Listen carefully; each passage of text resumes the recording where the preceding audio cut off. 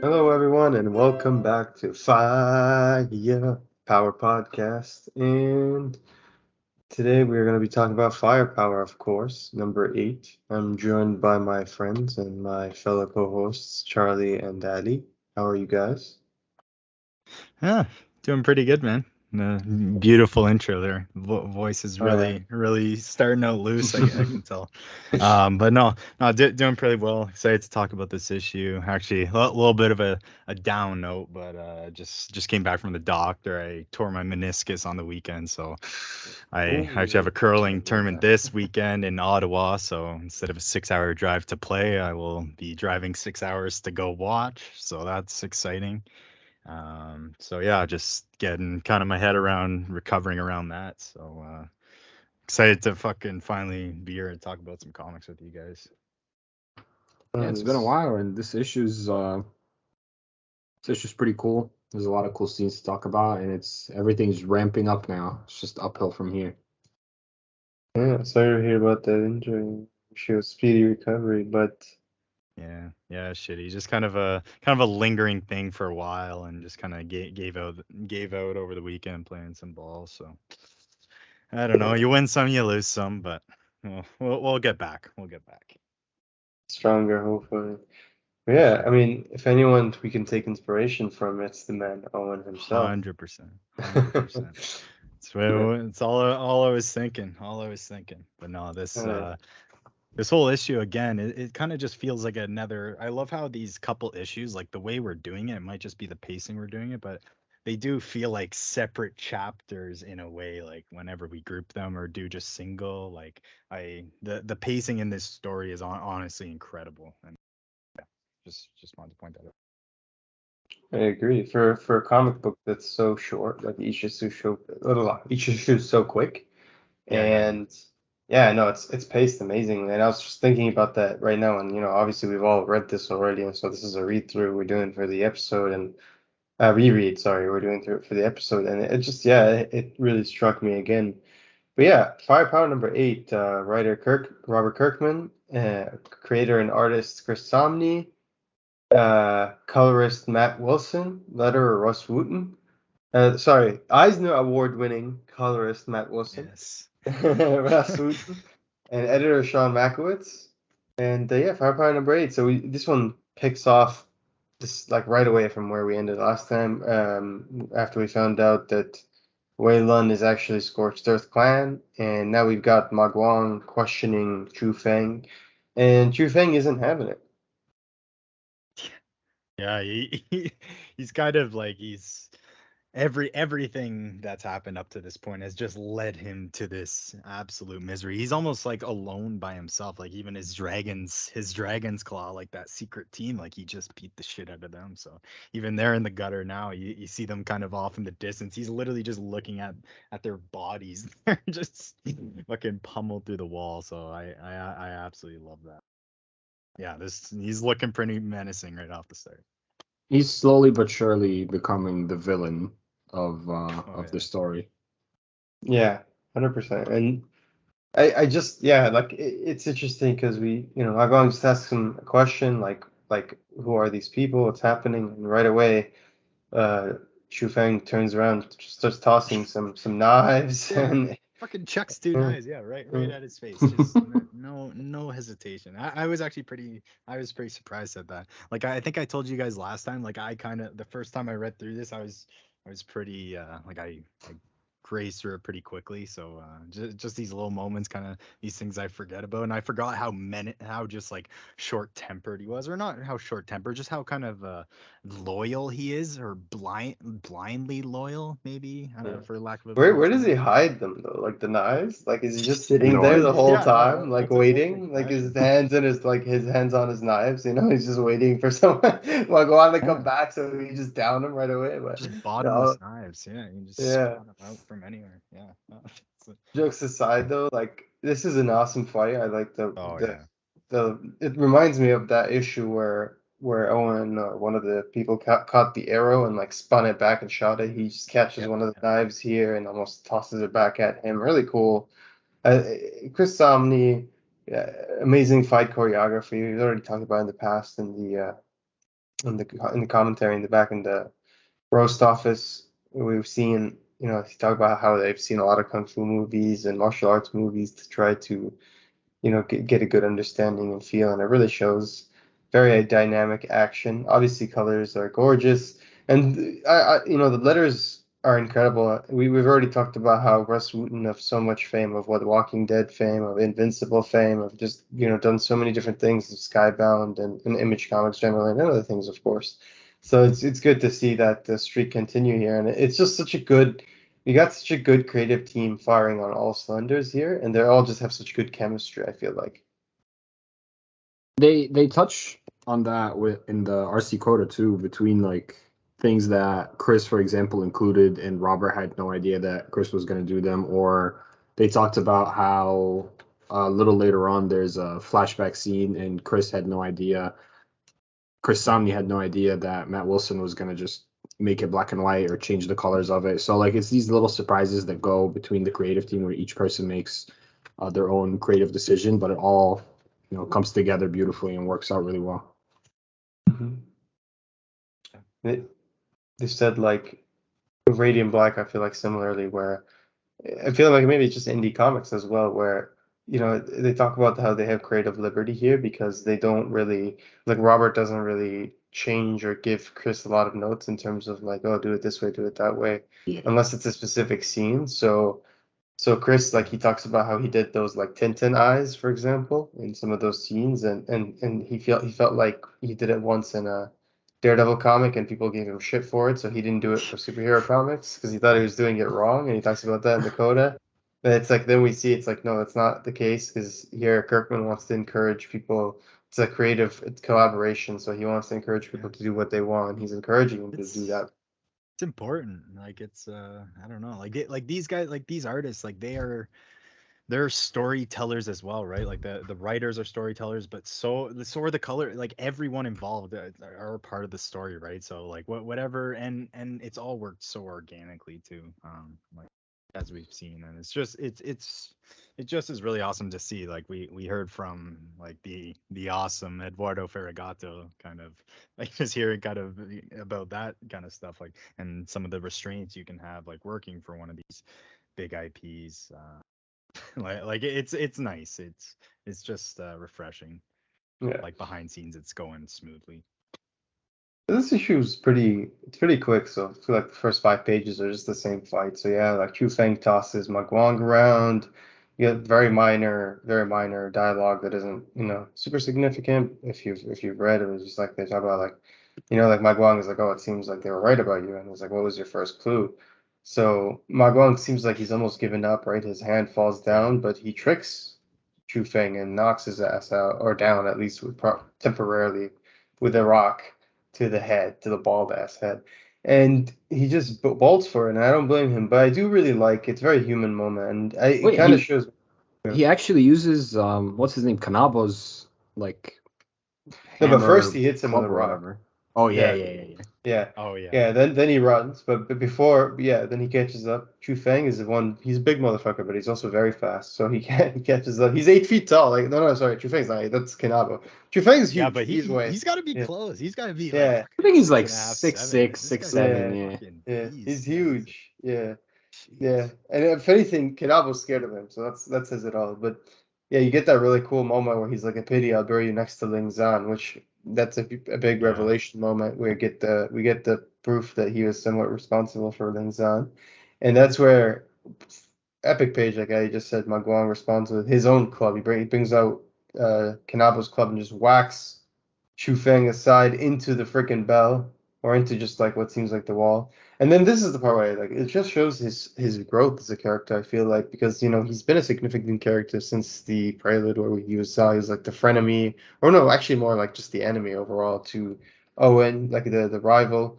And then he became more like the frenemy now. And I like this moment because it really shows his humanity and his growth as a character where he just takes a moment to appreciate the temple, appreciate the land, and he says goodbye before he leaves, and I really liked that. I really enjoyed it. Yeah. Yeah. That's a awesome getaway too. Like that page, the dynamic in that page. You see a couple positions of him kind of just running up the buildings. But I love this next panel here. You see, I forget her name, but Jin? the one lady from the Dragon's Claw tries to get up and just thumps, like Balls? just kind of showing like Chou Feng absolutely beat the crap out of these guys. Like he did not go easy on these guys, and they're like they're sacred warriors, right? Like it was just back to that, but no, pretty crazy stuff. But yeah, leads to the infamous Kirkman page that Yeah. they talked about in the back there. Kirkman special, of course. And Yes. and he said it wasn't a full special because it's only a page and not a full Half two-page special, special. half Yeah, special. half special.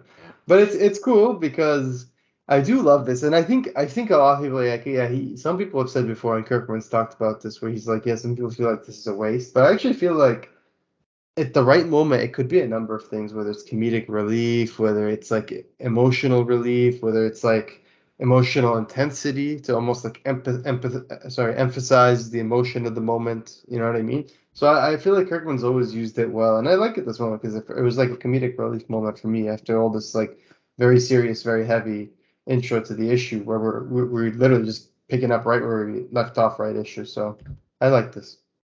Yeah, it's almost just kind of it's just that awesome pacing we always talk about, like just kind of that just the clean transition, like you said, that also helps as offers that. But I like just seeing Larry back. I don't know the last time we saw him, but it's Yeah, honestly, it took me been a a minute to while. realize it It's was it's actually been a Larry. while, but I love how they actually like go back to this though. Like it kind of reminds me of like like you're going away for school, like and you kind of want to like keep your good relationships with your high school job just in case you want to come back home. You still want a summer job there. That's Yeah, kind of what that reminded me of. But no, I just it's a love good way how to put it. he still keeps that relationship with them, and I just love how that he still keeps these smaller characters relevant. Yeah. I don't know what it is about Kirkman and mustaches, but he loves his characters with Yeah, mustaches. He's yeah, definitely a mustache guy. But no, I like the reaction from Larry as well. It's very much like he's blown away. He just tells him like I was already jealous of you because you were like, a good looking guy, like better employee than me. And but he says it all in like a nice way. And then he says, you know what, but you're like a superhero for Pete's sake. And I just like you can almost see Owen like blushing, you know what I mean? Like, oh my God. yeah, But I love that page of him hopping over the fence. It reminds me so much of the Radiant Black late print by Tom Wiley, where he's over the subway or the Chicago yeah, Metro or whatever it is. But yeah, I love that page. And then you see the Serpent's Omen is actually awakened inside the body of one of the warriors he defeated last issue, and she's coming for him. Jumps straight off the water tower. Insane. So, I mean, and then, we're back at the Johnson residence, and I love this page for a number of reasons, but I just love this page, like, again, for comedic relief of it, because I thought it's very relatable for a number of reasons. Like, I mean, if you're someone our age or younger, you could totally understand the yeah. context of this, right? 100%. And I love they talk about these reuse panels like it's I don't know, like yeah, some people think they're cheap, but it really does. It just saviors the moment. Like I don't know what it is about it, but I've always been a sucker for these. Oh, yeah. I think I we mean, all are. I didn't think they we all are. do I don't know.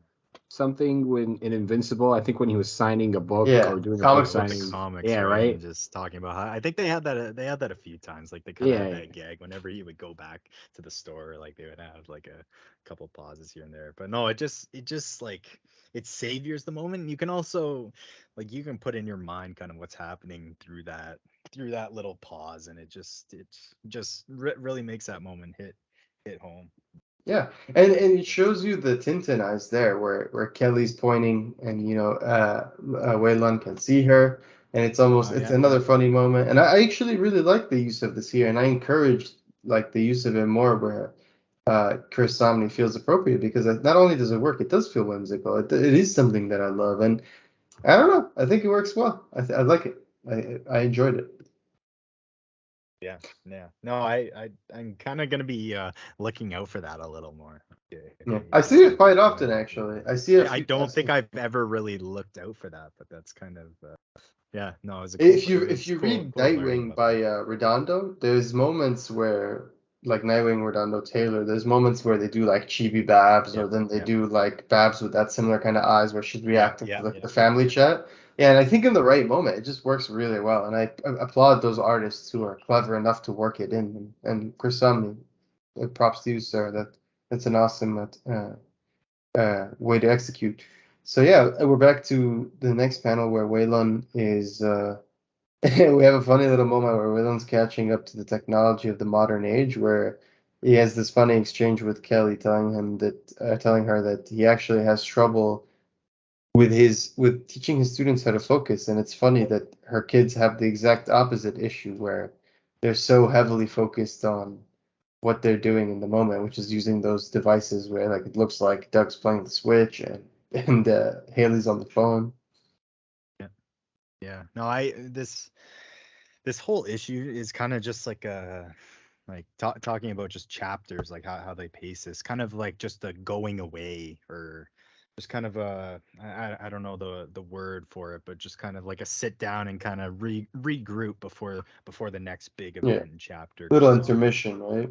Yeah, yeah, yeah, yeah, for sure. And you Yeah. really get to see some great moments here. And this moment here, like it really shows like Waylon's had super tough love, and this like everyone with like tough love, like they don't really they don't say it, but like he actually like just showing what he feels right now. It was really interesting to see this finally, actually us to hear this finally from him.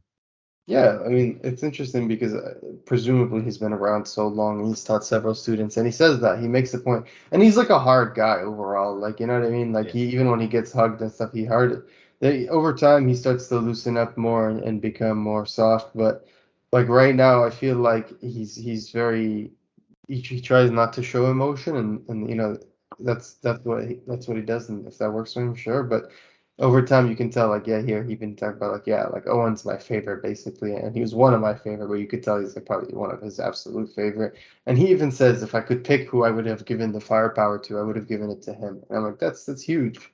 Yeah. Yeah, that was really cool to hear. And I think like just going back to that first moment where Owen's just curious and he goes out to the melting stone to just curious what Waylon's doing. Yeah, Just like kind of I think it was just showing him the initiative. Like Owen's just different, and he's he's different built than all the different. rest. Yeah, he's just straight up that simple. That simple. But no, he's really like he came from, and they talk about, and I love this too, like how it's hard like being a good learner later on in life, because you've already learned a lot of this thing. Sometimes you get a little stubborn, sometimes hey, you And think I your way or the highway, right? And I love how Owen, he just talks about how Owen's just so accepting to take advice from anyone and just willing to grow. Yeah, I think that's really important. and it's not kind of like what you said, Charlie. It's not just Owen's talent, but it's his personality too. Like one moment that stuck with me is when Wei Lun was punishing Ma Guang and the other people who jumped Owen back at Yeah, the yeah, temple. And Owen was like, "Oh, how about you half their punishment if I do it with them?" And he stood on the pillar with all of them and like took the punishment so that they can have less. It's like these little things that Owen does, um, that I think makes him Waylon's favorite student, like of all time. Yeah, and it's interesting to see that. Well, the emotions of this conversation took full 360 and went from like, happiness to like, I failed your husband. I let his other partner die and he became consumed with anger. And I won't fail him again, basically. And I will not hesitate to basically, he literally says, I should have torn that treacherous heart from Chou Feng's chest. I will not hesitate to do so when I see him again.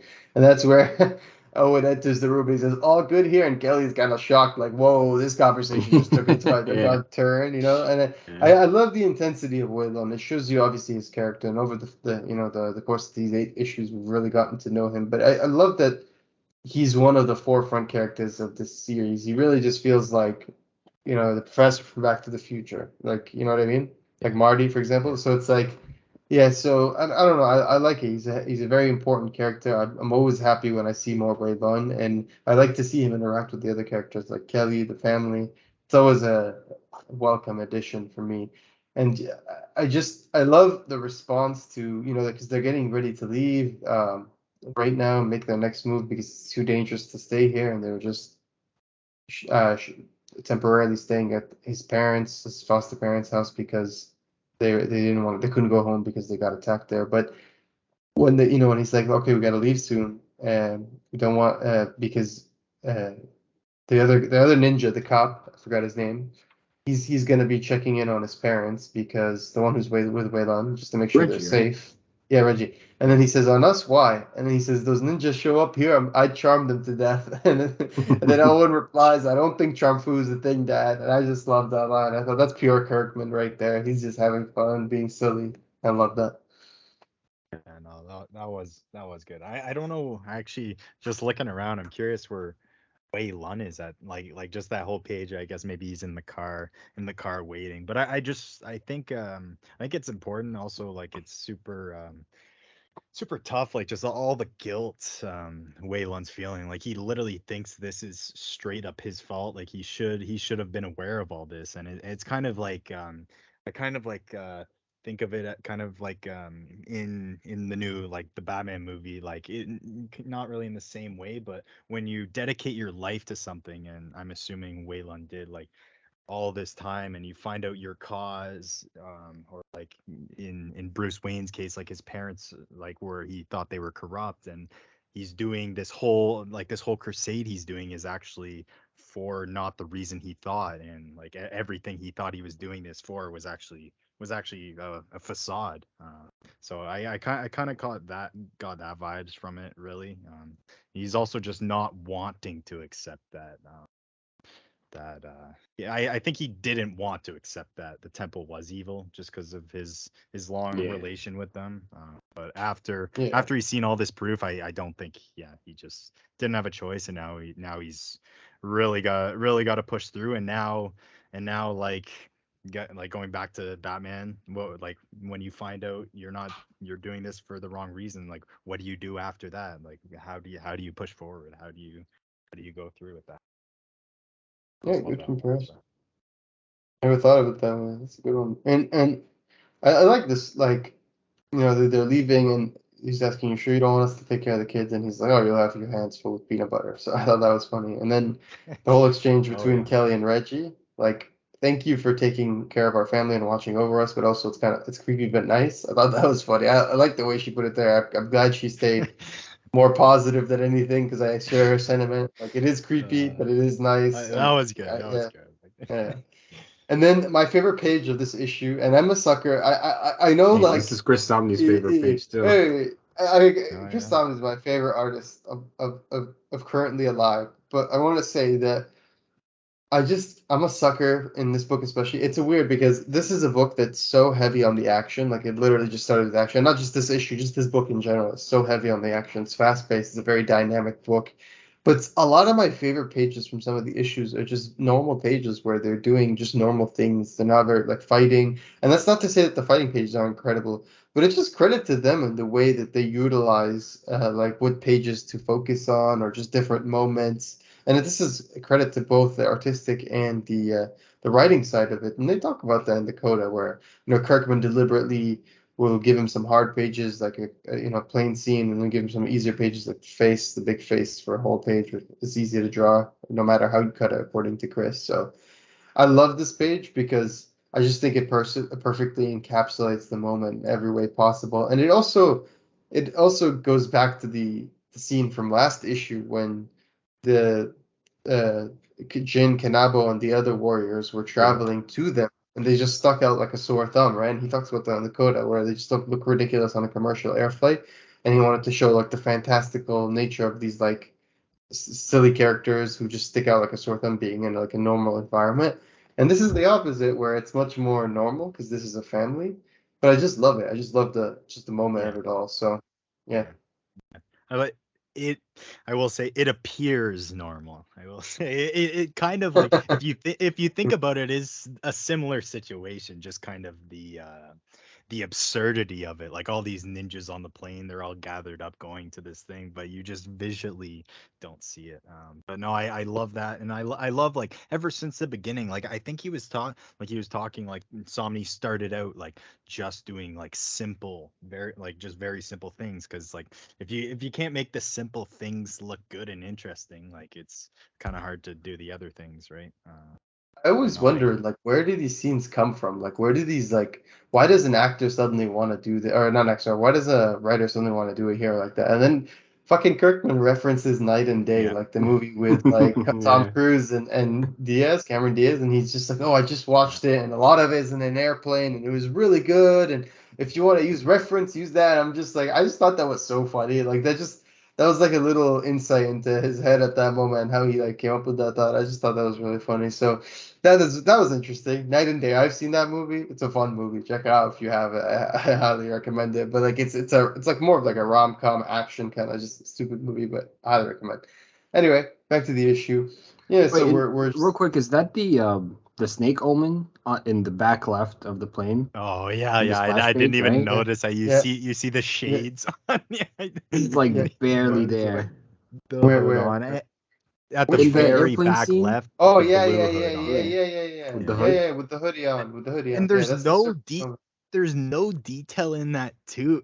Like that just it shocks me how good this guy can do it. 'Cause, like there's no, it's just a couple of rough shapes and you can tell it's, you know exactly what it is. Like I just wish I was artistic. Like Yeah, and I like the little like lavatory vacant to occupied, like the change. But then suddenly you get the knife through the freaking door, and Owen's already like sprung up to action, and he's thinking to himself like, okay, like we're in an airplane, I got to deal with this fast. So we see the lights, we see the eyes light up of the woman who's possessed by the serpent's omen.